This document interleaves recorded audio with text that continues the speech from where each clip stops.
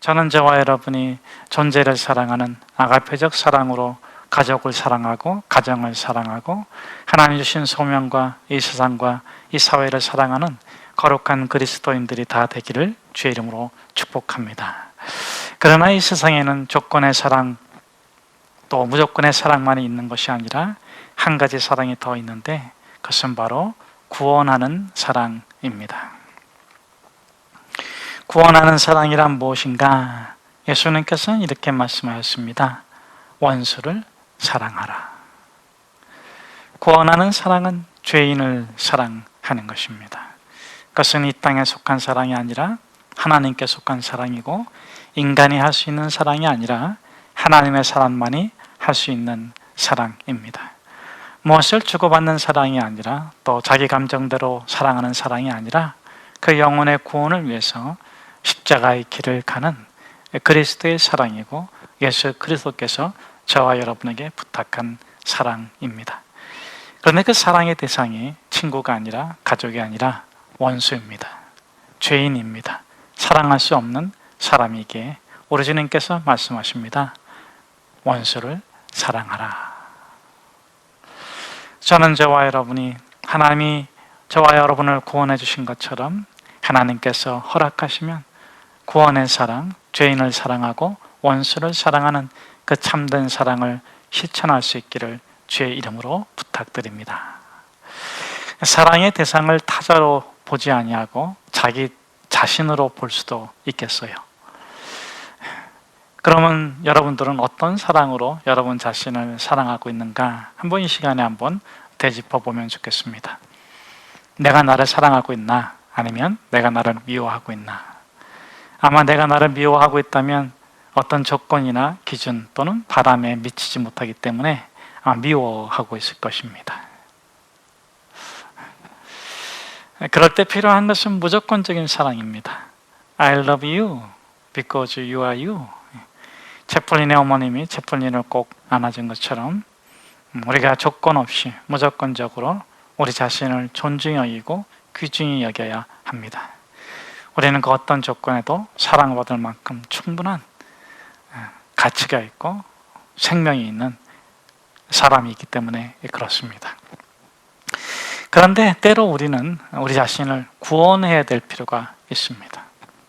오늘 사도 바울은 그런 사랑을 얘기하고 있고 그런 사랑으로 자신의 삶을 구원했다 이렇게 말하고 있는 것입니다. 왜냐하면 자신이 진정 원하는 것, 바라는 것, 해야 되는 것, 당연한 것을 하는데 그런데 원치 않는 결과를 맞닥뜨렸기 때문에 그렇습니다.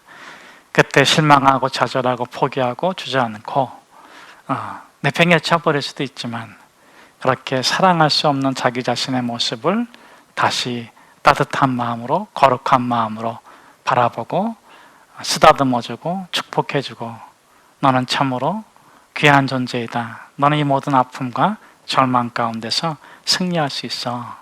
내가 너를 조건 없이 무조건적으로 내가 너를 온전히 사랑한다.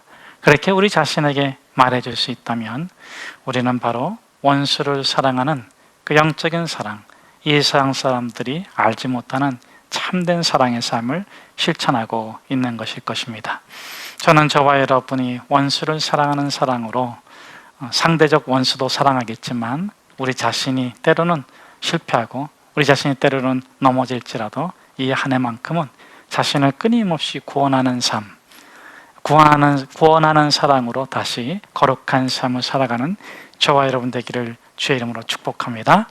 사실 전반적으로 전후 맥락을 보고 전후의 시간을 따져보면 사도 바울은 성공한 것이 더 많습니다. 잘한 것이 더 많습니다. 이룬 것이 더 많습니다. 그런데 샌드위치처럼 그 잘한 것, 성공한 것 사이사이에 실패한 것, 또 원치 않는 결과를 맞이한 것이 있는데 사도 바울은 이상하게도 그것을 거리낌 없이 소개하고 있습니다. 그러면서 어떻게 자기가 성공할 때 교만치 아니하고 실패할 때 좌절하지 아니하며 성공하든지 실패하든지 자신을 구원하는 사랑으로 자기 영혼을 구원했을 뿐만 아니라 팀을 구원으로 이끌고 세상을 구원했는가? 어떻게 겸손함으로 위대하게 살았는가를 조심스럽게 그러나 아주 아름답고 강렬하게 전해주고 있는 것입니다. 사랑하는 성도 여러분, 저는 저와 여러분이 사도 바울처럼 성공했을 때뿐만 아니라 실패했을 때도 겸손하게 위대하게 용기 있게 지혜롭게 우리 자신을 구원할 뿐만 아니라 함께하는 자들을 구원하고 세상을 구원하는 그런 멋진 삶을 살아갈 수 있기를 주의 이름으로 축복합니다. 자, 여기서 바울이 말하는 것은 무엇입니까? 이렇게 얘기하는 것입니다. 여러분, 정말 여러분들이 원치 않는 일이 일어났을 때에도 여러분을 거기까지 인도하시는 하나님을 신뢰하고 인정하고 하나님과 함께 동행한 여러분 자신을 귀중히 여기고 사랑하고 계십니까? 여러분이 성공했을 때 하나님께 영광을 올려드리는 것처럼 여러분이 원치 않는 일을 겪었을 때도 그 일을 하나님과 연결시켜서 해석하고 하나님과 연결시켜서 인도함을 받고 있습니까? 내가 아시아의 복음을 전하지 못했는데 그것은 성령께서 못하게 하신 것입니다. 그것은 핑계를 대는 게 아니에요. 왜 아시아를 못 갔을까? 왜 아시아를 하나님께서 막으실까? 근데 나중에는 이제 아시아가 그 소아시아죠. 소아시아가 그 에베소가 있는 지역인데 에베소에는 또 교회가 생기잖아요. 그러니까 그때는 또 하나님께서 전하게 하셔서 에베소의 교회를 세우는 거예요. 그러나 지금 이렇게 시리아와 길리기아 지방을 지나서 아시아로 가고자 할 때는 하나님께서 허락하지 않은 거예요. 그렇게 성령님의 은혜에 자기가 성령님과 연결을 시켰다. 그러니까는 자신이 살아가는 것을 삶을 그 은혜 안에서 해석하고 은혜 안에서 인도받았다 하는 다른 표현으로 성령님께서 막으셨다. 예수의 영이 허락하지 아니하셨다. 그래서 내가 방향을 바꿔서 들어와까지 오게 되었다 하는 것입니다. 여러분, 이것이 대단히 중요한 것입니다. 내가 원하지 않는 일 가운데서도 성령님께서 이끄시는 인도함을 받고 그분하고 내가 대화하고 그분께서 나에게 이걸 하지 마라 그렇게 함으로 인해서 내 삶의 진로를 바꾸고 그렇게 한다는 것, 그것은 무엇인가? 내가 싫어하는 그 나의 모습까지도 귀중히 여기고 사랑하고 받아들인다 하는 것입니다. 여러분, 그때의 고난, 그때의 아픔, 그때의 눈물이 장차 어떻게 펼쳐질지 우리는 알 수 없어요.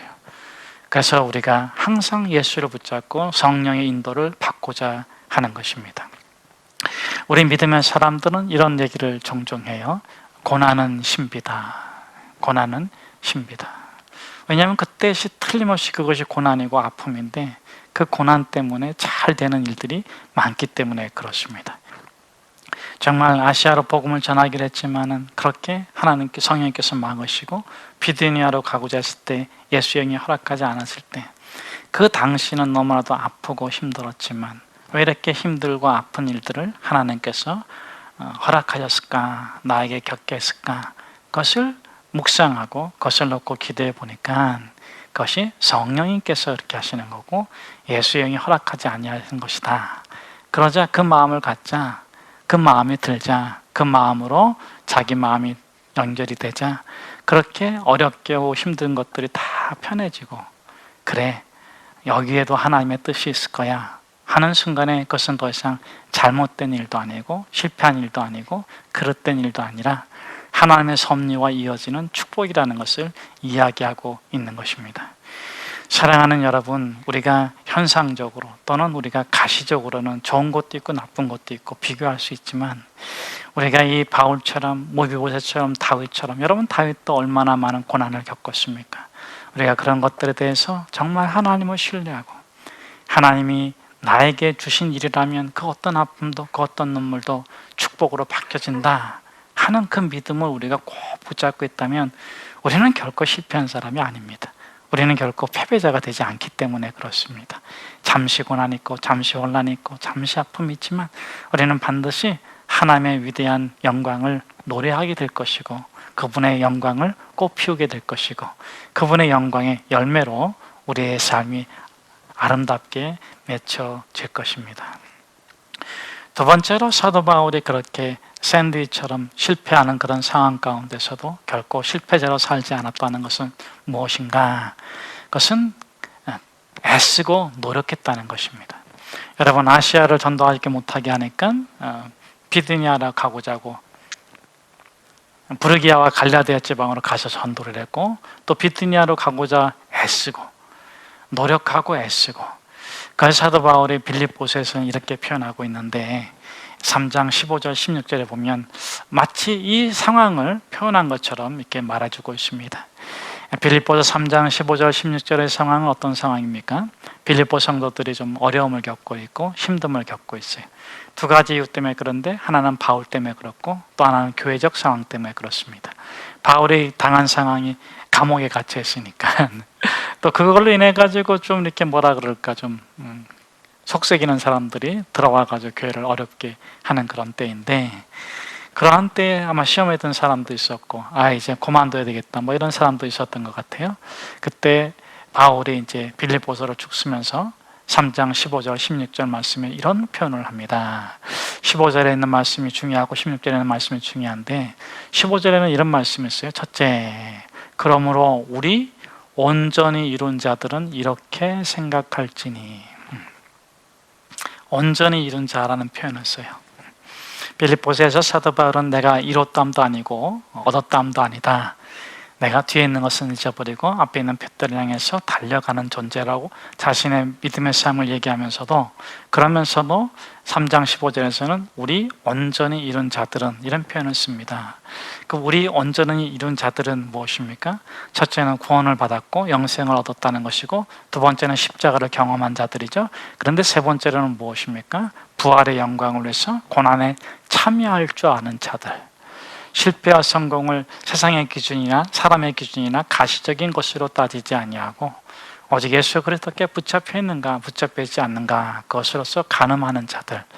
그 자신이 좋은 형편에 있든 어려운 형편에 있든 항상 예수에게 사로잡혀 있는 그런 사람들을 온전한 자, 이렇게 표현하는데, 우리 온전한 자들은 이렇게 생각할지니 혹 너희가 다르게 생각하면 그것 또한 하나님께서 너에게 나타내실 것이다.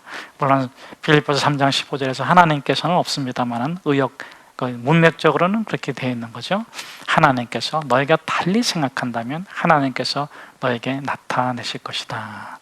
그럼 이렇게 고난이 있고 환난이 있고 어려움이 있을 때 어떻게 해야 되는가? 우리 온전히 이런 자들은 이렇게 생각할지니 혹 너희가 다르게 생각하면 하나님께서 그것 또한 나타내실 건데, 우리가 어디에 이르렀든지, 16절 말씀이죠. 그게 중요하죠. 우리가 어디에 이르렀든지 그대로 행할 것이니라. 여러분, 어디에 이르렀든지 하나님께서 여러분을 그 자리에 두셨으면 그대로 행하십시오. 이거 지금 성령님이 그만두게 하신 거 아닙니까? 성령님이 보내시고 성령님께서 못하게 하시면 어떡합니까? 예수의 이름으로 왔는데 예수의 영이 허락하지 않으면 어떡합니까? 그렇다고 다 내려놓고 이제 나는 손 텁니다, 이제 뒤집어집니다, 끝입니다, 이러지 말라는 거죠.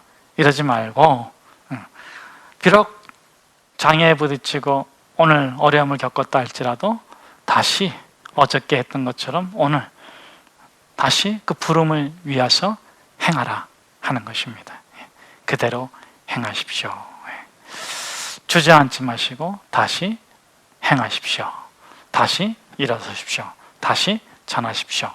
그래서 이 사도 바울도 아시아에서 못하게 하니까 부르기아와 갈라디아로 가고 또 비두니아로 가기로 했으고, 또 그렇게 비두니아를 가지 못하게 하니까 다시 무시아를 통과해서 드로아에 오고, 드로아에 와서도 다시 포기하는 것이 아니라 왜 드로아까지 오게 하셨는가 하나님께 다시 묻는 것입니다. 그럴 때 하나님께서 놀라운 역사를 일으켜 주시는데, 그것이 바로 유럽의 문을 열어주시는 거예요. 그것이 하나님의 계획이었습니다. 저는 저와 여러분이 그렇게 하나님께서 조금 더 넓은 세계를 열어주시는 복이 있기를 축복합니다. 여러분의 삶에 든든한 기초를 놓게 하시고, 그 다음에 여러분의 삶의 업그레이드를 쫙 펼쳐주시는 축복이 이 새해에 있기를 주의 이름으로 축복합니다. 자, 그럼 하나님께서 왜 그렇게 그런 과정을 두셨는가? 그것을 우리가 이제 9절, 10절에서 명쾌하게 볼 수 있는데, 사실 이 9절과 10절의 고백은 누가의 고백이기도 하죠. 누가가 누굽니까? 사도행전의 저자이고 오늘 실라와 함께 바울과 함께 2차 선교 여행을 떠나간 장본인이기도 하는데 너무나도 감격적인 고백이 아닐 수가 없습니다. 누가가 보니까는 바울이 하루는 기뻤다 하루는 울었다 막 그러는 것 같아요. 여러분들도 하루는 울었다 하루는 기뻤다 그러죠? 아, 네. 1시간 단위로 그런다고요? 네. 아마 여러분들이 당한 일이 좀 크거나 그러면 그럴 수도 있겠습니다. 네, 어쨌든 간에 막 그냥 이렇게 수리야, 길리기야, 부르기야, 갈라디아 가서는 막 복음이 막 흥황해. 너무 기쁘고 즐겁고 막 병을 고치고 귀신을 쫓고 막 그러는데 또 아시아로 가려니까 길이 막히고 비두냐로 가려니까 예수 여행이 허락하지 않냐고. 그렇게 꼬꾸라졌을 때 바울을 보니까 정말 죽은 개처럼 불쌍해. 그런 모습이에요. 그런데 그 모습을 보면서 이 일행들이 느끼는 게 뭘까요? 왜 하나님께서 저렇게 할까? 그러면서 그들도 아마 동일한 마음을 갖게 되고 기도하게 됐던 것 같습니다. 그래서 오늘 본문에 보니까 우리가 더 중요한 것은 뭐냐면 밤에 환상을 봤습니다. 바울이 본 그 환상을 자기들이 본 환상으로 받아들여요. 자, 여기서 이 누가가 강조하고 싶은 게 있습니다. 그럼 왜 하나님께서 이렇게 어려운 과정들을 두셨는가 하는 것이죠. 그리고 그 어려운 과정 속에서 많이 울고 괴로워하면서도 끊임없이 은혜에 붙잡힌 그 바울을 통해서 하나님께서 이루신 것이 무엇인가? 하나님께서는 그 팀을 하나 되게 하셨을 뿐만 아니라 영적인 환상, 영적인 계시, 영적인 그 은혜들을 갖다가 이성적으로 이해할 때까지 기다려 주셨다는 거예요. 아마 그들이 바울이 받은 은혜, 바울이 본 환상을 정확하게 자기의 것으로 받아들이지는 못했을 것 같아요. 그런데 그런 과정을 겪으면서 이제 누가와 실라, 그 다음에 거기에 함께하는 모든 무리들이 인정하게 되었다. 영적인 일을 이성적으로도 충분히 이해하게 되었다. 환난과 고난을 성공만이 아니라 이 실패도 충분히 이성적으로 이해했더니 그게 뭐냐면 하나님께서 유럽의 문을 활짝 열어주신 거예요. 여러분, 그 당시에요, 배를 탄다는 건 목숨을 거는 일이에요. 마게도냐는 에게해 건너편에 있어요. 범선을 타고 그 에게해를 건너가야 되는데 그게 쉬운 일이 아니에요. 그런데 그 고난, 그 환난, 그 목숨을 거는 일을 갖다가 바울이 환상을 보았을 때 우리가 마게도냐로 가기로 힘썼다 그랬어. 힘썼다. 우리가 힘썼다. 이게 우리가 힘썼다. 이제야 우리가 왜 이런 고난이 있고 왜 이런 어려움이 있는지 알았습니다. 복음을 온 세계에 전하고 싶어 하시는 하나님의 비전이 더 크게 이루어지기 위해서 이런 일이 있었던 것입니다. 우리 꼭 가야 됩니다. 여기서 포기하면 안 됩니다. 힘을 내십시오. 바울한테 막 그랬다는 겁니다. 그래서 가자고, 우리 건너가자고, 우리가 함께 하겠다고 힘썼다 하는 것입니다. 그때 바울이 얼마나 기쁘고 행복했습니까? 그런데 바울만 기쁘고 행복한 것이 아니라 그 모든 사람들이 다 거룩한 기쁨으로 충만한 줄로 믿습니다. 사랑하는 성도 여러분, 저는 저와 여러분이 영적으로만 하나님의 뜻을 이해할 뿐만 아니라 환상을 볼 뿐만 아니라 여러분의 이성적으로도 하나님의 뜻을, 하나님의 섭리를 아주 깨끗하게 선명하게 이해하고 살아가시기를 주의 이름으로 축복합니다. 하나님 여러분을 선택했습니다. 하나님 여러분 가정을 축복하십니다. 하나님 여러분의 자녀들을 복 주실 것입니다. 하나님의 선한 뜻이 여러분에게 반드시 이루어질 것을 확신하시기를 주의 이름으로 축복합니다. 그래서 사도 바울은 빌립보서 1장 6절에서 그렇게 말하잖아요. 여러분 환난이 있고 어려움이 있죠.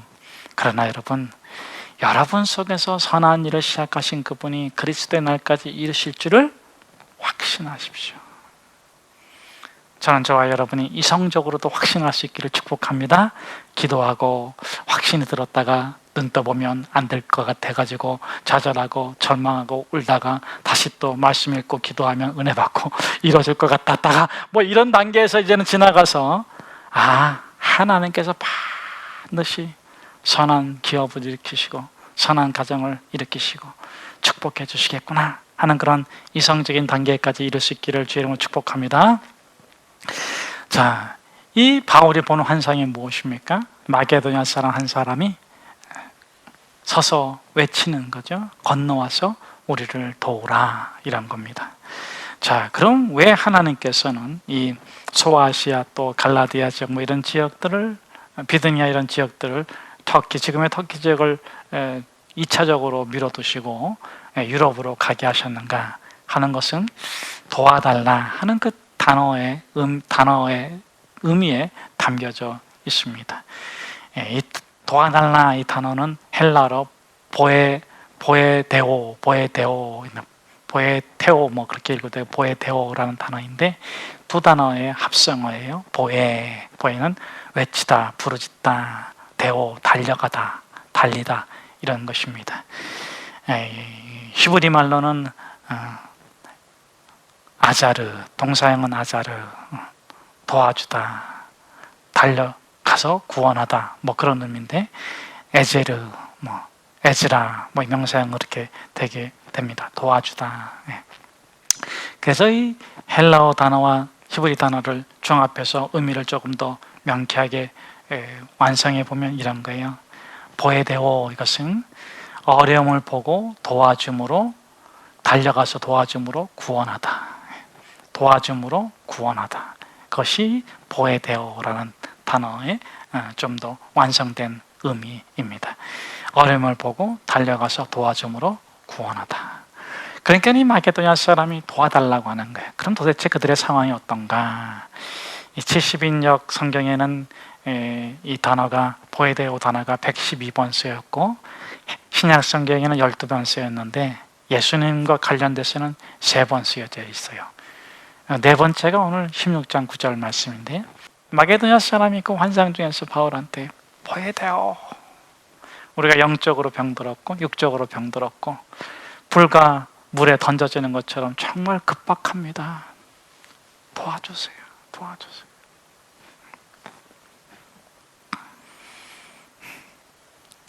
그것을 보고 바울이 어떻게 했습니까? 어떻게 하자 말하기 전에 그 팀원들이 다 건너가서 도와주자고, 우리가 그 일을 위해서 부름받지 않았냐고. 여러분, 교회가 왜 있습니까? 저는 여러분들이 2023년도에 살아있다는 것이 기적인 줄로. 뭐라고요? 저도 기적이죠. 그렇죠. 우리 모두 기적이. 하나님께서 왜 살려두셨을까? 왜 살려두신 것 같으세요? 왜 여러분들을 살려두시고 저를 살려두시고 교회를 살려두시고 그러셨을까? 오늘 본문의 말씀의 메시지는 그런 것 같습니다. 조건의 사랑을 위해서가 아니라 무조건의 사랑을 위해서이고, 무조건의 사랑에 머물지 말고 구원하는 사랑으로 존재해라. 구원하는 사랑으로 존재해라. 그렇게 우리가 하나님을 향해서 우리의 소명과 우리의 비전을 우리가 꼭 붙잡고 있을 때, 십자가 붙잡고 말씀 붙잡고 기도 붙잡고 찬양 붙잡을 때, 하나님께서는 우리가 당하는 모든 일들 가운데 역사하시고, 우리가 그런 일들을 당하면서 우리 자신을 정말 사랑할 수 있는 사람으로 이미 변화되어 있기 때문에 어떤 일을 당하든 기뻐하고 감사하고 믿음으로 받고, 하나님께서 이 일을 통해서 또 어떤 구원의 역사를 일으킬까, 하나님 내가 거기에 쓰임받기를 원합니다. 그런 사람으로 2023년도를 아름답게 승리하시는 저와 여러분 되기를 축복합니다.